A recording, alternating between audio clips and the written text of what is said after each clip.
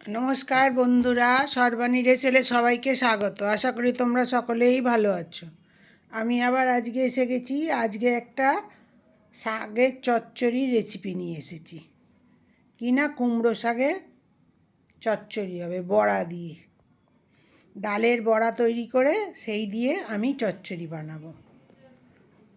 কুমড়ো শাকটা একদম টাটকা, একজনের বাড়িতে হয়েছে আমাদের পাড়াতে, সে আমাকে দিয়েছে একটু শাকটা ওই জন্য খুব পরিষ্কার, নিচে রাখিনি, টেবিলের ওপর রেখে দিয়েছি।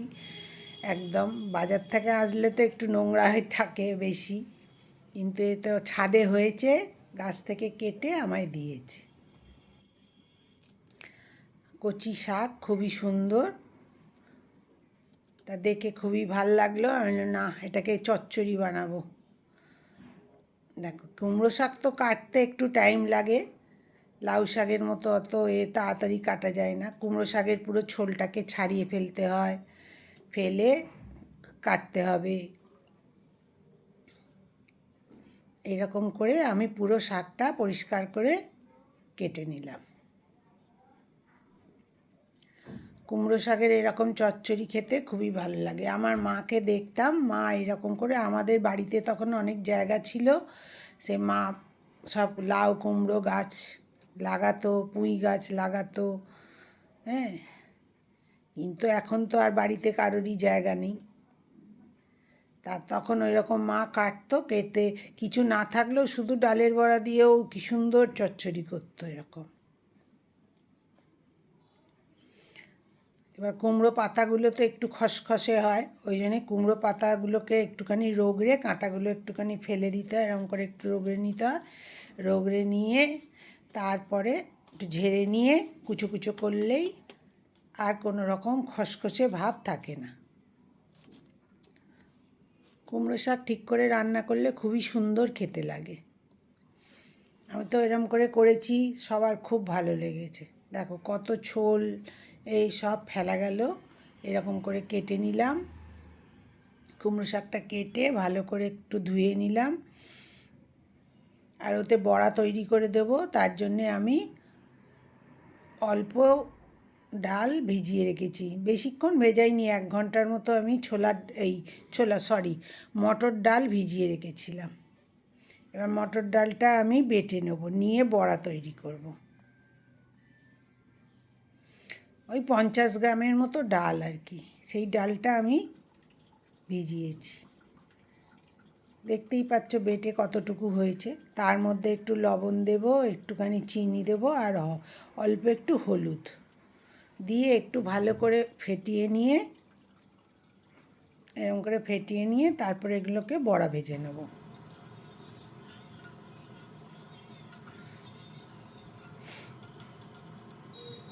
আমার রান্না যদি তোমাদের ভালো লাগে আর নতুন বন্ধু যদি এসে থাকো, প্লিজ আমার চ্যানেলটা ইউটিউব থেকে দেখলে সাবস্ক্রাইব করে দিও, আর পাশের বেল আইকনটা টিপে দিও, যাতে আমি নতুন কোনো ভিডিও দিলেই তোমাদের কাছে নোটিফিকেশান চলে যায়। আর ফেসবুক থেকে দেখলে একটু লাইক ফলো করো। আর সকল বন্ধু আমার সাথে থেকো, তোমরা সাথে থাকলে আমার পথ চলার সুবিধে হবে। আমাকে এগিয়ে যাওয়ার জন্য একটু তোমরা সাহায্য করো, এইটাই আমার অনুরোধ রইল তোমাদের কাছে। দেখতে পাচ্ছ বড়াগুলো কি সুন্দর ভেজে নিলাম, একদম ফুলে উঠেছে।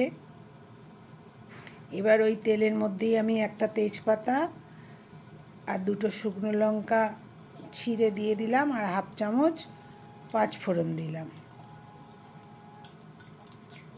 দিয়ে মশলাটা একটুখানি ভেজে নিচ্ছি, ভাজা গন্ধ ভালো বেরিয়ে গেলে তারপরে তার মধ্যে আমি কিছু সবজি দেবো অল্প।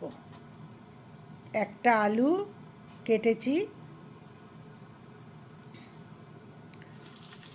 একটা আলু, একটা ছোট মাঝারি সাইজের আর কি বেগুন, আর একটা ঝিঙে, এই সবজি আমি এতে দেব।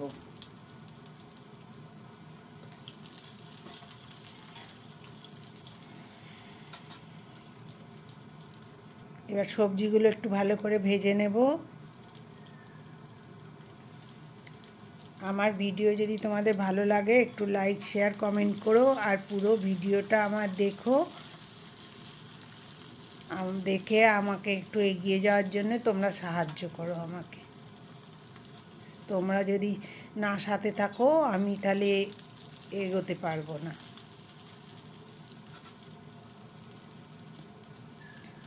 দেখতে পাচ্ছ সবজিগুলো একটু ভেজে নিলাম, ভেজে নিয়ে এবার ঝিঙেগুলোও দিয়ে দিলাম, দিয়ে একটু ভেজে নিয়ে তারপরে শাকগুলো দেবো।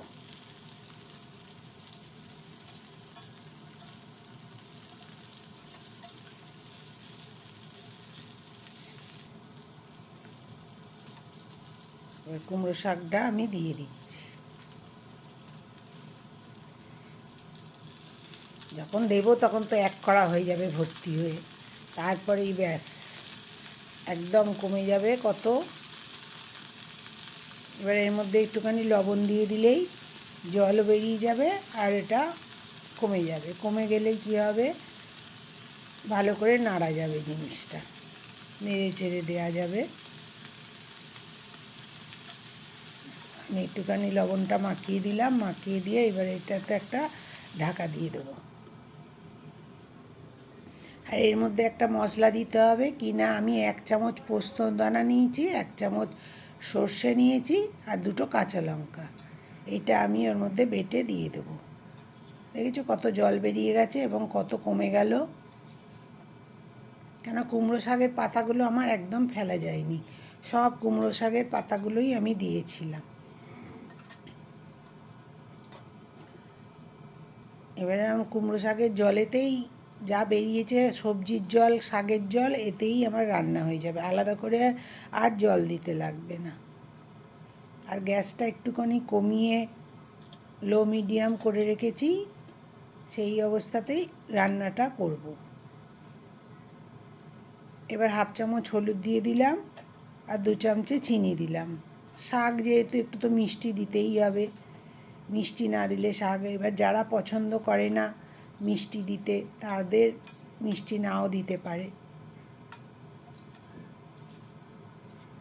দেখেছো কত শাক দিলাম, কতটুকু হয়ে গেল। আর একটু সেদ্ধ হবে, এখনও ডাঁটাগুলো ঠিক সেদ্ধ হয়নি, কুমড়োর ডাঁটাগুলো।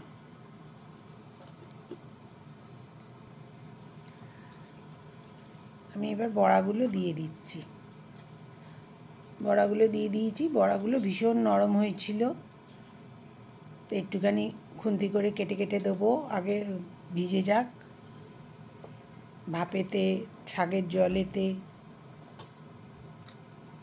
তারপরে যে মশলাটা বেটেছি আমি সেই মশলাটা ওর মধ্যে দিয়ে দিচ্ছি, সর্ষে, পোস্ত আর কাঁচা লঙ্কা বাটা।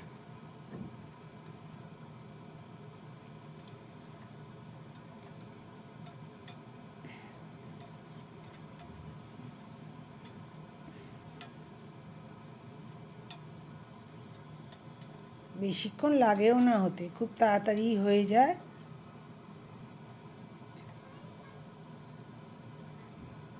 হ্যাঁ না, দেখতে পাচ্ছ বড়াগুলো কত নরম হয়েছে একদম। আমি সব বড়াগুলো ঘাটিনি, ভেঙে দিইনি, 1টা 2টো গোটা গোটা রেখেছি আর বাকি সব এরকম কেটে কেটে ঘেটে সব দিয়ে দিয়েছি, মাখিয়ে দিয়েছি চচ্চড়ির সাথে।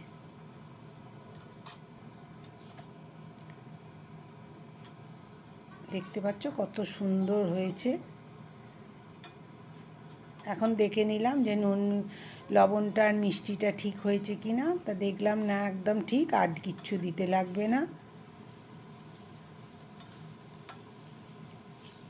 চচ্চড়ি আমার রেডি হয়ে গেল।